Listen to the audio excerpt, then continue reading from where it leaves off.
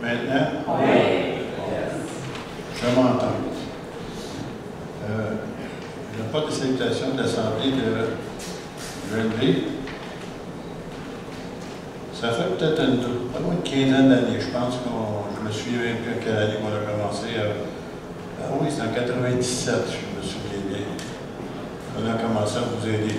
Amen. Oui, c'est en 97. Ils sont persévérants. Ça va faire 20 ans, je pense. Et puis, ceux qui sont venus faire ça, ce travail-là, cette semaine, c'est deux employés à la retraite de Hydro-Québec. Un, il est en dernier, il était cadre, c'est au niveau du verglas qu'on a eu en 98. Il était un des responsables de monter tout cela dans notre région. Même l'armée était venue chercher, il l'avait fait faire visiter en hélicoptère la région. Puis ceux qui étaient de l'armée disaient, voyez-vous le dégât ici en bas? Ils montraient la région, surtout Saint-Césaire. Les poteaux étaient tout brisés. En tous les cas, c'est les rangs complets, là, tout comme c'était des allumettes qui étaient cassées. Ben, il dit ça, c'est comme en Bosnie. Parce que les autres sont allés en Bosnie. Mais excepté, ce n'est pas des bombes. Les maisons ne sont pas détruites. Mais les piliers étaient en acier, ils étaient pliés comme ça. Puis ça a tellement été un choc dans notre région qu'il y était deux responsables, puis l'autre était responsable qui n'était pas chrétien. Il a fait une dépression nerveuse, il n'a pas été capable de continuer. Alors qu'est-ce qui est arrivé? C'était Marc Robert qui a eu la responsabilité de tout gérer ça. Parce que les gens paniquaient. C'était tellement désastreux ce qui est arrivé dans notre région. Alors, c'est des hommes de qualité, vous avez reçu. Et puis l'autre, ben, c'est Yves. Lui, Yves Venn, lui, c'est un monteur de ligne. Il était un monteur des poteaux. L'an dernier, il travaillait souterrain. Il travaillait, vous savez, les fils sous terre, les fils, et ainsi de suite. Puis même avec rencontrait les clients. Alors, tous les deux sont à la retraite. J'aime pas ça les voir à rien faire. J'avais entendu parler de besoin de quelqu'un, puis ils se sont offerts. J'ai offert le service après qu'ils ont dit oui. C'est la deuxième fois qu'ils viennent. Alors, c'est réellement des travailleurs. Et puis, ils savent quoi faire quand ils arrivent. Alors, moi, je les remercie. Je suis content de les avoir à notre assemblée. Lorsqu'on a un petit problème électrique, quelque chose de fort, dans le temps de dire c'est réglé. Pour eux autres, c'est pas du chinois, c'est comme venir ici, il n'y a pas de problème. Alors ce matin, encore une fois, j'apporte la salutation de l'Assemblée. Et puis aussi, j'aimerais vous apporter quelque chose que ça fait très longtemps que je n'ai pas touché parce que dans notre Assemblée, nous l'enseignons assez de temps en temps. Ce sont les dons spirituels. Les dons spirituels, pour ceux qui ne savent pas c'est quoi, c'est tout simplement la présence du Seigneur Jésus au milieu de son assemblée, de son peuple, qui veut se servir de vous et de moi pour parler, pour agir, pour guérir, pour délivrer les gens. Et c'est tout simplement, nous autres, des fois, on a tendance à penser que c'est nous autres qui avons fait ça. Mais non, c'est lui, par son Saint-Esprit, passe par nous, puis il manifeste sa présence. En d'autres mots, il y en a des gens qui disent « Ouais, mais Seigneur, tu n'es pas ici. » Mais si vous avez entendu un message en langue, une interprétation, ou peut-être une parole de connaissance ou de sagesse, ou des gens qui ont été guéris, bon, ben le Seigneur est ici parce que nous autres, on n'est pas capable de rien faire. Si ce n'est pas lui. Puis il y a des choses qui ont été dites par le message en langue avec l'interprétation, qu'il y en avait peut-être pour la majorité des gens, si ce n'est pas la totalité des gens, où il y avait une partie qui était pour toi, puis l'autre partie qui était pour l'autre. Mais le Seigneur vous connaît, puis il est capable de tout mettre ça dans un seul message, puis rencontrer chacun de vos besoins. Et ce n'est pas par nous autres, parce que nous, on ne sait pas. Alors, ça prend réellement Dieu pour faire cela. Alors, les dons spirituels, c'est tout simplement d'avoir le privilège d'avoir le Seigneur se manifester dans son corps. Jésus est la tête, l'Église c'est le corps, puis lui se manifeste parle des dons spirituels, c'est les dons du Saint-Esprit. Ils ne vous appartiennent pas, ils ne m'appartiennent pas. C'est les dons du Saint-Esprit. Et puis, souvent, moi, je dis dans nos assemblées, ça m'arrive souvent le dimanche matin, Saint-Esprit, c'est ton Église. Ce sont tes enfants. Alors, Seigneur, fais ce que tu veux. Parle-nous, dis ce que tu as à nous dire. On est là, c'est pour entendre que ce soit la parole écrite, mais aussi ce qui est les dons spirituels appuient ce qui est écrit ici. Ce n'est pas quelque chose en dehors. Ça va avec, on peut la vérifier. Si quelqu'un vous dit quelque chose, c'est pas correct, bien, vous vérifiez la parole si c'est là. Si c'est pas là, on le rejette. Il faut que ça vienne de la parole de Dieu. Alors, on va regarder ensemble dans 1 Corinthiens, chapitre 12, si vous voulez. Puis on va regarder ça ensemble. Je ne m'attendais pas de vous parler de cela ce matin parce que j'avais un autre message. Et ça a l'air, le Seigneur va changer ça, puis alors j'accepte sa volonté.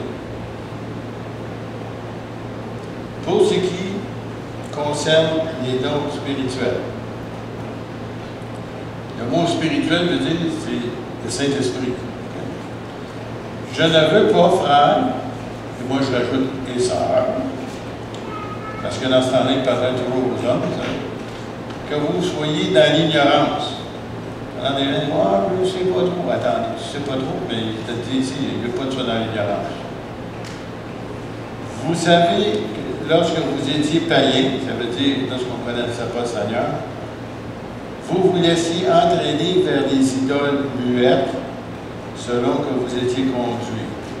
Des idoles, des statues, des choses semblables, et même des sciences occultes. C'est pourquoi je vous déclare que personne, s'il parle par l'Esprit de Dieu, le Saint-Esprit, ne dit Jésus est anathème, et que personne ne peut dire Jésus est le Seigneur si ce n'est par le Saint-Esprit. Il y a diversité de dons. Alors, pour ceux qui ne savent pas, nous en avons 9 ici qui vont être mentionnés. Diversité de dons. Diversité de ministères. Le ministère, c'est, il y en a 5 ans, les connaissez-vous? L'apôtre, prophète, l'évangéliste, docteur, finalement le dernier, pasteur. C'est pas le moindre, vraiment, que c'est le dernier, hein? C'est pas le moindre. C'est lui qui est obligé de tout endurer. Parce que l'évangéliste, lui, il passe comme un coup de vent, puis il s'en va. Puis il dit, pasteur, arrange pas avec. C'est pareil comme quelqu'un qui va à la pêche. Hein? Bien, à la pêche, il se faut, hein, quand il s'appose avec son beau poisson, là, ça. Mais l'affaire qui est moins intéressante, c'est qu'il faut le couper et le vider après. C'est ça, c'est le pasteur, ça. Diversité de ministères, mais le même Seigneur. Diversité d'opérations, mais le même Dieu, qui opère tout en tous. Or, à chacun, moi je suis venu avec ça tout de suite, moi là, j'ai eu 100 couleurs là-bas. Or, à chacun, à qui dit ça? Qui c'est chacun? Chacun. Tant de personnes. Et ce qui est important pour recevoir ou opérer ces dons-là, c'est premièrement d'être un enfant de Dieu, des nouveaux. Deuxièmement, de baptiser le Saint-Esprit qui vous ouvre au domaine spirituel, ou si vous voulez, que le Saint-Esprit puisse agir dans vos vies et dans ma vie. Alors, on aura chacun la manifestation. Alors, il y a bien des gens qui mélangent ceci, puis j'aimerais juste le souligner. Manifestation, là, il y en a des gens qui disent « Oh, j'ai tremblé » ou j'ai crié. Non, non, ça c'est ta réaction humaine. Pareil comme un électricien, puis si tu n'es pas un électricien, comme c'est pas mon cas, je touche un fil électrique, puis il va lâcher un petit cri. Mais nos électriciens qui étaient ici cette semaine, ils vont toucher un fil, ils vont faire un petit saut peut-être, ils vont t'habituer à jouer avec le courant. Là. Alors, qu'est-ce qui arrive, c'est quand notre réaction comme personne, lorsque le Saint-Esprit veut nous toucher, notre réaction humaine, on va avoir peut-être des réactions physiques. Okay? Il y en a qui pleurent, d'autres qui tremblent, d'autres.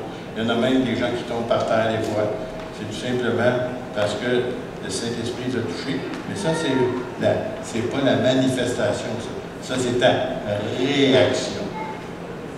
Alors, Dites pas quand vous êtes allé le plan. Moi, j'ai pas rempli l'Esprit de Jésus, t'as pas là. Ça n'a pas d'affaire, ça. Ça, c'est toi. Tu peux être très émotif. Et plus que les autres. Comme j'en ai chez nous, là. Oh, monsieur, ça. C'est pas comme si on touchait 5,50. Ça bouge. Il y en a d'autres, comme moi, qui ne bougent pas. Ça ne veut rien dire. Ça ne veut rien dire. Mais la manifestation, ce sont les dons. Les dons, ça veut dire que Dieu va se manifester dans son Église, ou Jésus, si vous voulez, et il est donné pour l'utilité commune. Ça veut dire que l'utilité commune, c'est qui ça? Nous autres. Hein? La communauté commune, c'est ça. Alors, ça veut dire que ces dons-là, c'est pas pour toi, c'est pour les autres. Avez-vous saisi? C'est pour les autres. Mais les autres, les dons qu'ils ont reçus, c'est pas pour les autres, c'est pour vous autres. En d'autres mots, ça rencontre les besoins. Okay?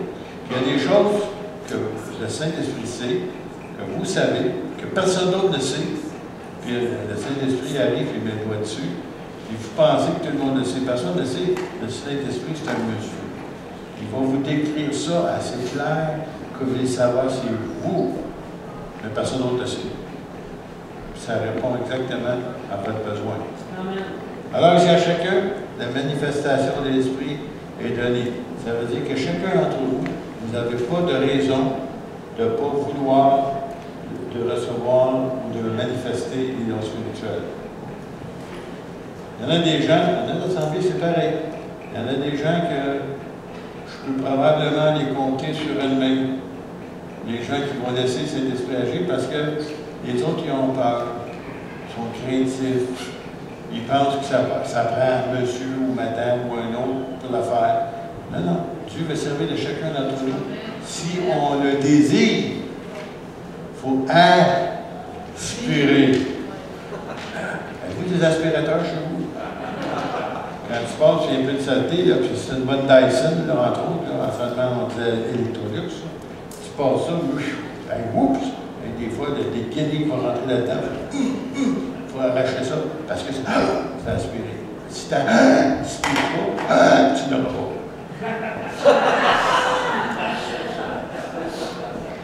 En effet, à l'heure donnée par le Saint-Esprit, ben, je rajoute, parce que l'Esprit, c'est le Saint-Esprit, une parole de sagesse. Bon, c'est quoi une parole de sagesse? C'est quelque chose qui ne vient pas de votre intelligence personnelle, qui va peut-être donner une stratégie ou quoi faire, et comment le faire. Ça dépasse même votre... Vous ne pensez même pas à ça. Le Saint-Esprit arrive et vous dit qu'est-ce que c'est ça. Ah! Là, tu te penses intelligent, fais-toi-en pas, c'est pas toi qui as pensé, c'est le Saint-Esprit qui a pensé, puis tu as donné. Puis souvent, cette parole de sagesse-là arrive souvent après l'autre. C'est le parole de ça qui est en premier, là. Regardez bien l'autre. L'autre, c'est quoi? C'est une parole de connaissance.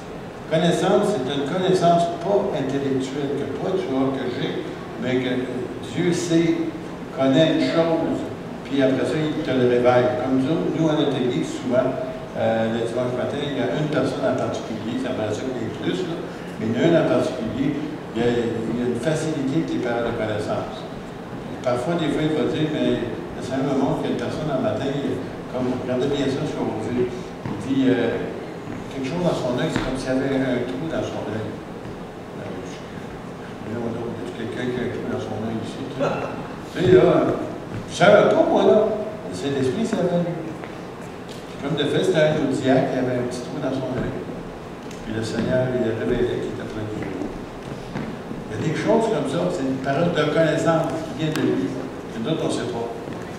Et puis un autre, une fois, ça a une autre sorte de guérison. Il y a une dame âgée, à un moment donné, il y avait quelque chose qu'elle avait, elle, à la sorte de l'église. Elle dit, c'est vous ce que monsieur un tel de dit tout à l'heure? Elle dit, c'était moi, je viens juste de me rendre compte. J'ai plus mal, c'est disparu.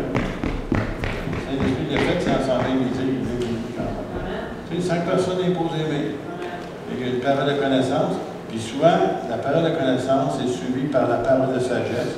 Parce que c'est bien beau, tu te dis, tel cancer, je te dis pas quoi faire. Ça me donne quoi, ça? Hein? Si quelqu'un te déclare un problème dans ta vie, puis il ne donne pas la solution, le Saint-Esprit est intelligent, lui. Il donne le problème, mais il donne aussi la solution.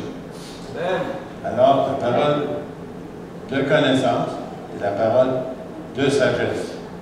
Alors, souvent, les deux sont accompagnés. Alors, si ça vous arrive, soyez pas surpris.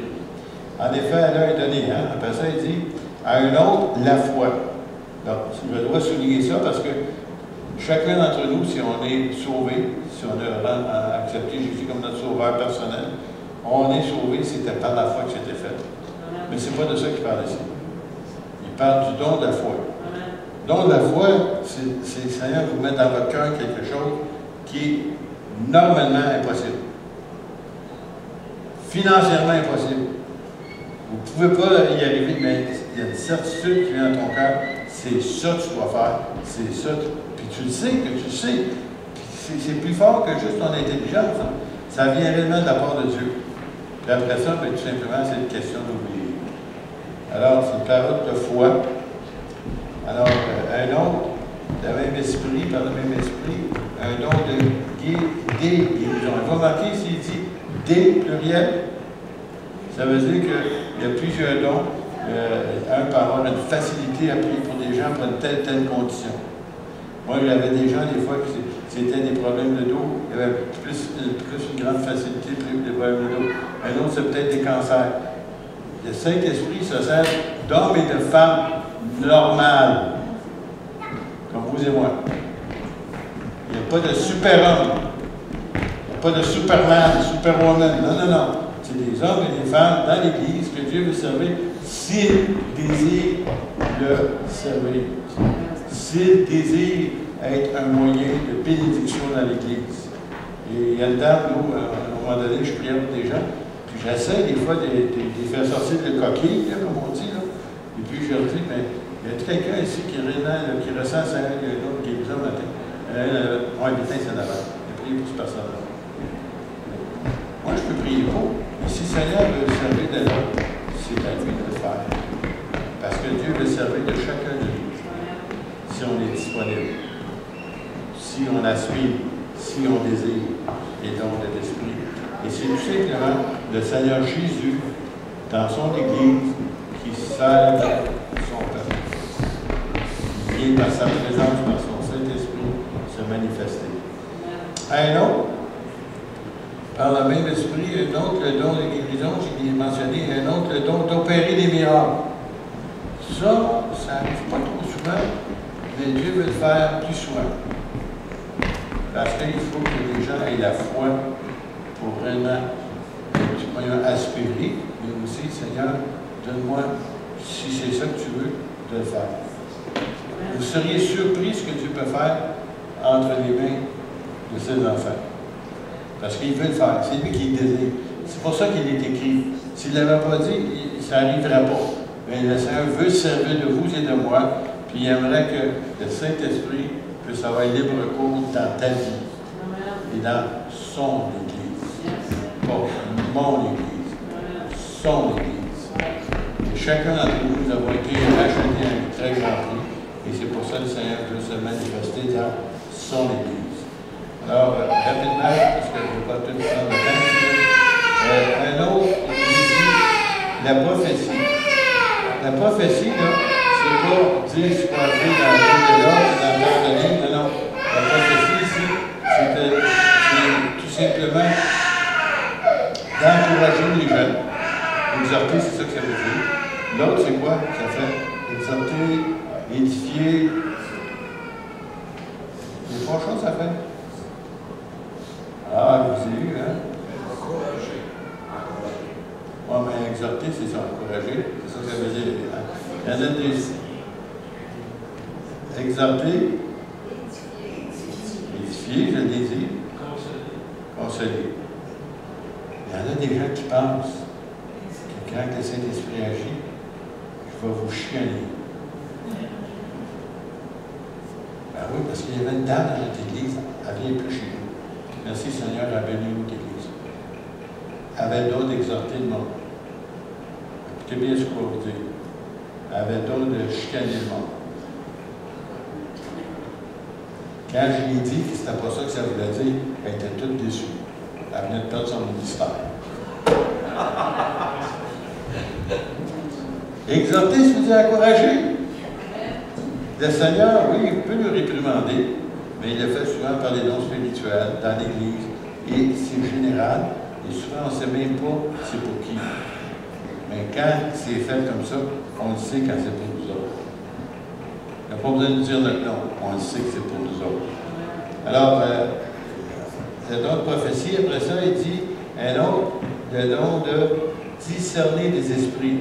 Ça ne veut pas dire discerner ton esprit à toi, là, parce que chacun de nous, on est spirituel, ça veut dire les mauvais esprits.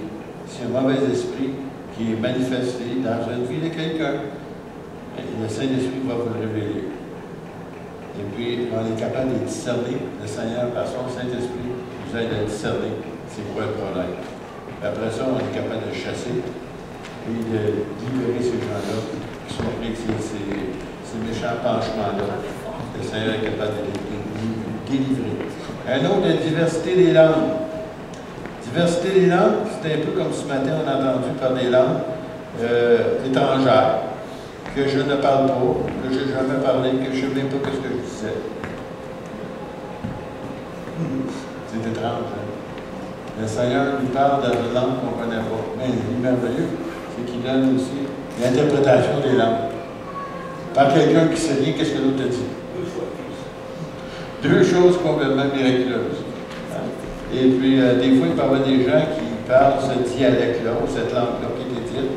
Puis, il y avait un monsieur comme ça qui attendait de parler d'Évangile, puis il voulait se sauver, il ne voulait plus l'entendre parler.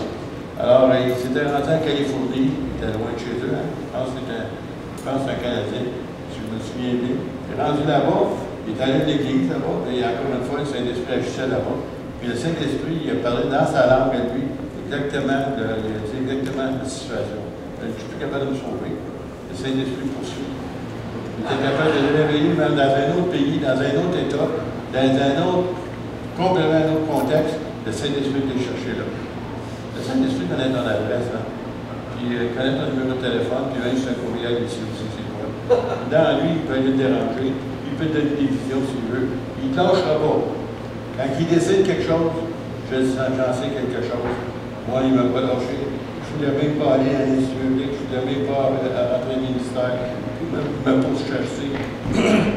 À tel point que je n'étais même pas capable de dormir la nuit. Je travaillais, puis je pensais, j'essayais de m'en débarrasser. Et qui est fatigant quand il ne te lâche pas.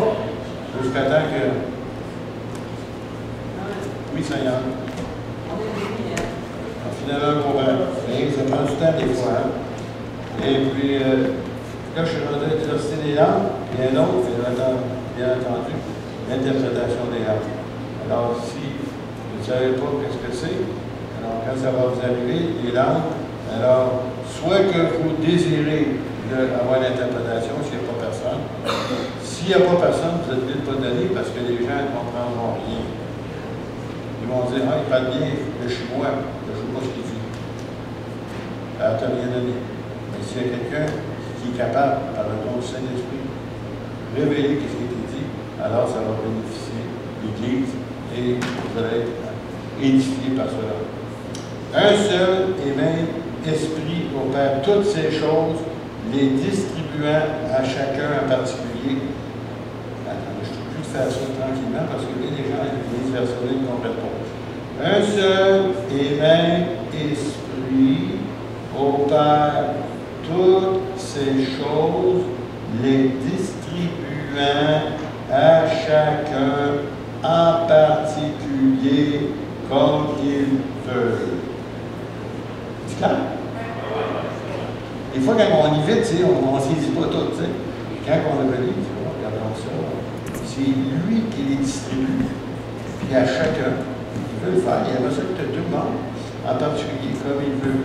Bien entendu, il y a des normes, des façons d'opérer ces dons-là, qui sont dans la suite, qu'on n'aura pas le temps de toucher ce matin, mais c'est tout simplement que Dieu veut que tout soit fait en ordre, en bienséance, il veut que ce soit une édification. Admettons comme si on arrivait ici ce matin et qu'il y en avait, mettons, on avait 10 qui parlent en langue. 10 interprétations au temps de la prédication. Ça veut dire, c'est pour ça qu'à un moment donné, puis je viens de mettre des noms, il dit 2 ou 3 au plus. Pourquoi? Parce que pour que, bien entendu, la parole puisse avoir l'enseignement soit donné aussi. C'est important. Alors, le Saint-Esprit, il ne marche pas dans la confusion. Mais le Saint-Esprit, quand il donne quelque chose, il ne le reprend pas. Souvent, des fois, c'est parce qu'on ne veut pas l'opérer. On a peur de l'opérer. C'est quoi, moi, qui était encore je peux dire, là, ça m'arrive pas d'interpréter. Okay? Pourquoi? Le Seigneur me donne une femme qui interprète. Mais, il m'a pris une fois, il m'a attrapé par surprise. Il y a plusieurs années, une quarantaine d'années passées, où elle a décidé de prendre une vacance pour aller voir sa famille à part. Et moi, j'étais tout seul dans l'église, ça fait exprès l'église était pinière, avec Mégantic. Puis là, il y a un monsieur qui était très, très sensible au Saint-Esprit, puis il part, puis il donne un message dans le langue. Puis il y en avait une autre dame dans notre assemblée, Mme Turcotte, qui était très bonne pour interpréter les langues, mais elle n'était pas là. Wow. Il y a quelqu'un avant qui avait chaud. C'était le pasteur. Parce que sachant que s'il y a un message en langue, il faut qu'il y ait un interprète. Sans ça, ça apporte de la confusion. Là, je priais fort, Seigneur, donne l'interprétation à quelqu'un. Oh, que je priais fort, Seigneur, donne l'interprétation à quelqu'un. Il y avait rien. Il y avait plusieurs inconvertis dans l'église ce matin-là. Seigneur, donne l'interprétation à quelqu'un. Puis là, qui arrivait, le Saint-Esprit, il me serrait mon cœur aussi de dire. Écoute, c'est trop cher, moi, Christ Razak. Ça serrait, ça. Seigneur, donne quelqu'un. Quelqu'un n'est capable de respirer. Ok, d'abord, j'ouvre la bouche.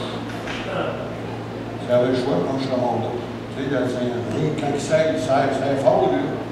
Tu sais? Puis là, j'ai donné l'interprétation. J'étais tout étonné que j'en donnais, parce que je n'avais jamais fait ça. Jamais. Le Seigneur m'a chargé dans le muscu. Ça apprend à nager chaud. Le pasteur. T'en parles aux autres, il est mieux d'apprendre à nager toi aussi. Monsieur, là, j'étais tout content, j'avais réussi. J'étais tout content. D'un coup, il repart encore. L'autre fois. Qui c'était l'autre qui se l'avait à dire? Mais là, j'étais sauté à l'eau une fois, je suis capable de sauter une deuxième fois. Je repars encore. Finalement, c'était fini. Non, il repart une troisième fois! Ben, Seigneur, quand tu nous jettes à l'eau, tu nous jettes dans le pas juste 12 pieds, 24 pieds, je ne sais pas. Mais je sais que j'ai écouté quand c'était fini, j'étais tout content. Puis j'étais tout tremble, là, mais tu sais, je me suis sueur et tout. Parce que, écoute, s'il n'y a pas d'interprétation, qu'on se taise. Personne ne la donnait, il fallait que quelqu'un la trouve. Il ne l'avait pas. Le Seigneur, tu vas l'avoir. Il l'a donné. Mais attendez pas qu'il se serre le cœur comme ça fait mal. Il n'est plus capable de respirer, là. Il avait le choix. Ouvre ta bouche, on va être tombé là. Et le Saint-Esprit. C'est pour ça, les dons spirituels sont là pour rencontrer les besoins de l'Église. En d'autres mots, le Seigneur lui-même veut se servir de vous et de moi pour bénir son Église. Et si le Seigneur se sert de vous dans un de ces dons-là, ce n'est pas pour vous, malgré que vous en bénéficiez aussi. C'est pour les autres. C'est d'une façon de ne pas être égoïste. C'est réellement d'une façon que le Saint-Esprit est capable d'avoir libre cours. C'est pour ça que Jésus a dit, vous êtes avantageux que je m'en aille. Je vais t'envoyer le Saint-Esprit. Puis il va être avec vous, mais il va être en vous. Alors si tu as accepté Jésus, il est en toi. Yes. Là maintenant, il veut sortir, laisse-le faire. Par les dons spirituels. Merci. Alors, c'est important de dire, Seigneur, sers-toi de moi. Et si vous voulez en savoir plus, vous lisez, j'espère que vous allez en savoir plus, 1 Corinthiens 12, 1 Corinthiens 14. Mais si vous voulez savoir si ça fonctionne bien, les dons spirituels, vous êtes obligé de vous arrêter à Corinthiens chapitre 13. qui est le chapitre de l'amour, la charité. Puis il dit, si tu n'as pas ça, ça va aller mal dans les dons. Il faut absolument que tu aies l'amour de Dieu pour ton Église, pour des membres de ton Église. Dieu va servir de toi. Puis j'aimerais vous dire en passant, si vous ne le savez pas, chose que je ne savais pas personnellement pendant des années, c'est que les dons spirituels, là, c'est que vous êtes en train de parler avec quelqu'un, des fois à la table, un inconverti, un employé, un confrère, quelque part. Puis le Saint-Esprit, à un moment donné, te donne la parole pour le révéler. Il fait de toi par des dons spirituels, même à l'extérieur de l'Église. Souvent, on ne s'en rend même pas compte. C'est tout ça, tu commences à ça va ça. Ça va pas. Ça va pas. Le Saint-Esprit, si tu veux être utilisé par lui, il va se servir de toi. Puis c'est encore une fois, c'est pas pour toi, c'est pour sa gloire. Jamais, jamais prendre la gloire sur toi. Moi, je suis bon, je donne des langues. Donne des langues. Non, non. Pas toi. Attends, si tu fais ça, il va te l'enlever. Il va te demander, il va peut-être 20 minutes, tu fais le tour, donc quand il est là, il va te mettre sa tablette. 6 mois de temps sur la tablette, c'est le temps, il est long. Tu sais, là, tu veux sortir de ta tablette. Ben, quand tu vas t'humilier, tu vas réaliser que ce n'est pas pour toi, c'est pour les autres. Il va te le mettre en fonction. Alors, rechercher, aspirer aux dons spirituels, parce que là, j'ai sauté, parce que j'en avais trop dans les années ce matin. Mais c'est le chapitre 14 qui dit ça. Il dit, remarquez à partir du chapitre 14, il dit, rechercher l'amour, qui est dans le chapitre 13. Après ça, il dit, aspirer aussi aux dons spirituels. Aspirer. Aspirer. Pourquoi est-ce qu'on ne les voit pas à l'œuvre, les dons spirituels? Parce qu'on n'aspire pas. Branchez votre aspirateur.